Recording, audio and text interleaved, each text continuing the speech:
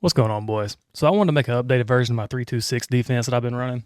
I've been running it for an extended period of time now, and I've actually really enjoyed it. The first video I came out with, there's a certain amount of plays I'm not really using anymore, and there's a certain amount of plays I'm using more than I was then.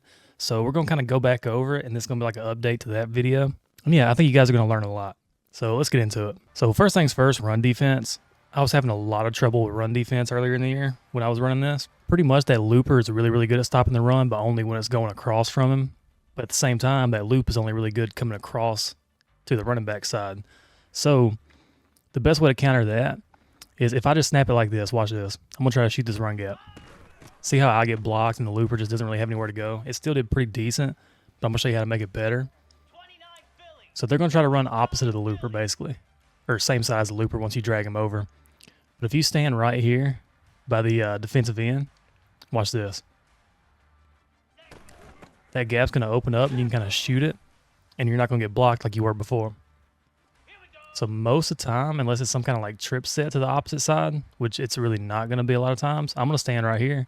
And then once that hole opens up and I see it, I'm going to shoot right through it. And I missed the user tackle. You can't do much about that. That's just me sucking at the game issue. But you can't shoot a hole more perfect than that. So let's do that one more time. And right there, we force them to cut to the outside. You're pretty much taking away their main run lane. They're either going to be forced to bounce it outside or cut it back. And once they start doing that, defenders are going to have a lot more time to react to that ball too. And then right here again, stop it in the backfield. Really good way to stop the run in 3-2-6.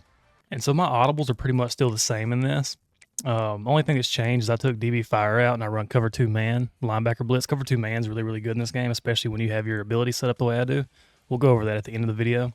But yeah, we got cover 2 man, cover 4 quarters, edge blitz 3, strong eagle slant 3. I'm gonna be honest with you, I do not run cover 3 much. There's really no point.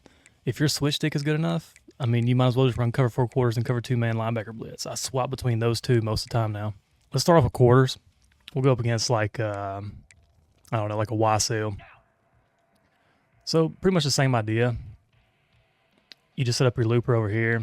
Just in case it's a run, I like to stand over here, shade down. I'll rarely run match. I will run match sometimes. It's just kind of situationally, like if I'm getting burned a lot by deeper routes, and sure, I'll let a match on sometimes. But yeah, let's see what this does. And then if you're good at the switch stick, it's going to be kind of hard to stop stock Y still because for some reason, this hard flat's not really going to play him like he should.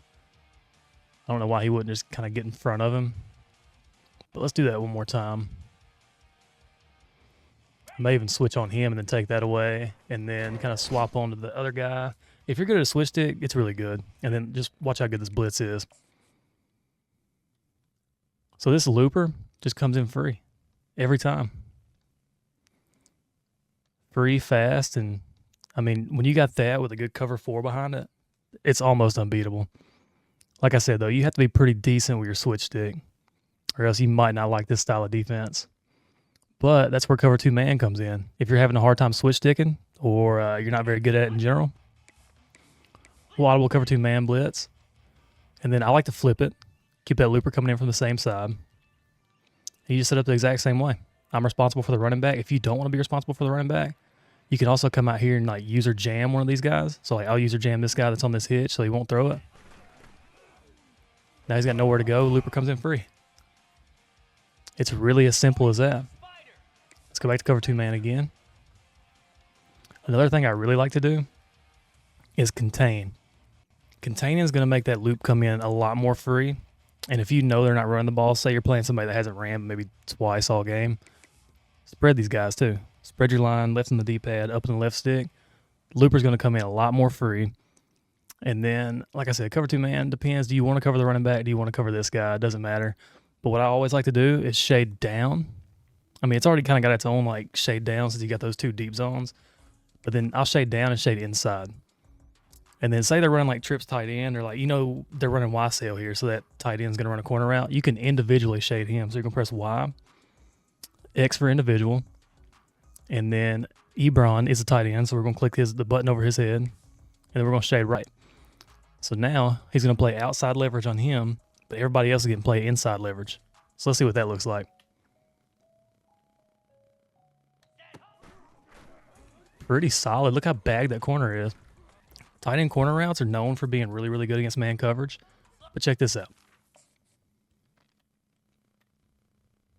I mean, he's just getting rode the whole way underneath. I mean, right there at the end, play's pretty much already over. But he could technically highball that. But like I said, play's already over. Quarterback scrambling. There's just no real good way to throw that ball. At least not where you can't swap on to somebody else and make a play on it.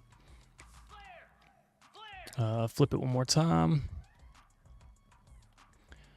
But yeah, and then say you're worried about that streak, that fade route, right? Everybody likes to run that fade route out of here. What you can do is you can move these guys out. It's going to make the middle more susceptible.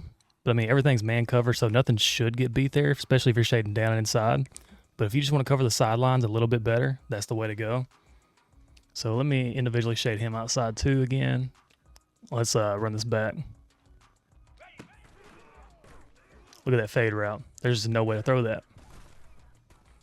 He ends up hitting my guy that I kind of swapped off because I was looking at the fade route.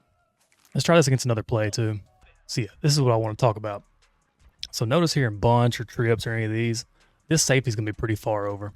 He's going to have a hard time getting out here to cover any kind of streak or like shock route or something like that. So what I like to do, I'll just move him over. I'm not going to really change the depth much because they're already playing pretty far back, but I'm going to move these guys over so they can cover that sideline a lot easier. And then a trip set, I mean, it's the same principle. You're just going to drag this guy over, contain, whatever. I'm going to put him on this side this time. If I can get him to stay. I may just have to put him over here. He won't stay. I'm moving him too close to the line. He'll be fine there. But then say I want to jam like this point guy because he's probably the most like streak threat to get up the middle. Just my user press wasn't very good there. I probably should have called a play where they're going to try to attack that side. Let me do that real quick. All right, so now they're in clear out FLN. That's a play that really does try to attack these sidelines. You'll have those two streak routes. It should be pretty good against this. But let me just show you. So we'll take one of these streak routes because we're going to come over here and press this guy. And hopefully, I don't think we'll get beat. We'll see. Yeah, everything's just kind of bad. You'll get a little bit of bumping in man coverage. That's the only downside to it. But anyways, like I said, if you see bunch, trips, or anything where your safety's playing too far in like this, just move him out. He'll be able to cover any kind of sideline route a lot more effective. Positioning is just as important as what play you're calling, and that's the best way to get him in a good position to make a play. I did not mean to let them snap that. It is what it is. I wasn't shading or anything. If you're running cover 2 man, you need to be shading pretty much every play. But yeah, that's pretty much all I got play-wise because really those are the only two plays I run nowadays. Cover 4, cover 2 man. Let's go talk about personnel a little bit. So in 3-2-6, you got 3 down linemen. You need them to be run stoppers. As you can tell, I got both my defensive tackles. They're both run stoppers. Walter Nolan, we have takedown on him just because we had 2 leftover AP. But then I like speed rushers on the outside because they can kind of do a little bit of both. So we got James Pierce Jr., dog, and Johnny Walker Jr., plays for Missouri, could be better. And then personally, I don't really care for ball hawk. I'm going to be honest. I don't think it works very much. House calls, that seems to light up a lot more. So I run house call on both my top safeties and my outside corners. And I really think that's the best way to set it up. I wish I had a little bit more AP to work with. I'd like to throw it on at least one slot. Either on Devin Moore. It says Bo Maskew, but he's not really playing slot. It's actually, where's my specialist? It's actually Travis Hunter down here. I want to throw an ability on him. And let's talk about your looper. So looper, you want somebody with some good speed, right? You want him to get through quick. Well, this linebacker's perfect. He has 98 speed, 98 acceleration, and he has a 94 block shed. So he's pretty solid. He does everything we need him to. Ability-wise, I'm not really sure quick jump's necessary. I feel like it does more, but I could be wrong. Maybe that's just a placebo thing. I'd like for somebody to tell me that it actually doesn't work very good and I could use it on another ball hawk or something. But takedown's almost a must, especially with extender being so prominent at this point in the year. You need takedown. But yeah, that's pretty much all I'm looking for. Everything else is like, man-to-man corners are obviously ideal.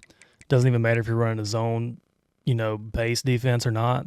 Man-to-man corners are going to be faster, react quicker. With a couple exceptions being like your safeties, it really doesn't matter what you put on them. Man-to-man's cool, but since we're running cover 2 man, zone works good too. I mean, you really can't go wrong. And I've always tried to find some guys that are pretty tall too, like Devin Moore here. Devin Moore's 6'3" in the slot. He picks a lot of balls off he probably shouldn't. Same with Alfred here, 6 foot. And that's kind of average, maybe a little bit taller for a, corner Kendall Fuller, unfortunately, he's a little guy. He's 5'11". I'd like to find some more taller corners, but at this point in the year, it's really all you can do. But yeah, the taller your corners are, the more they're going to cut off throw lanes, and the better they're going to be at picking high balls, which are really, really good in this game. So you want that for sure. But anyways, hope you guys enjoyed this little update to that 3-2-6 defense video. Like I said, I've been running it a lot. Really enjoy it. Think it's a really, really good defense. But yeah, you guys try it out. Let me know how it goes. If you like it, don't like it, whatever. But I'm out. Peace.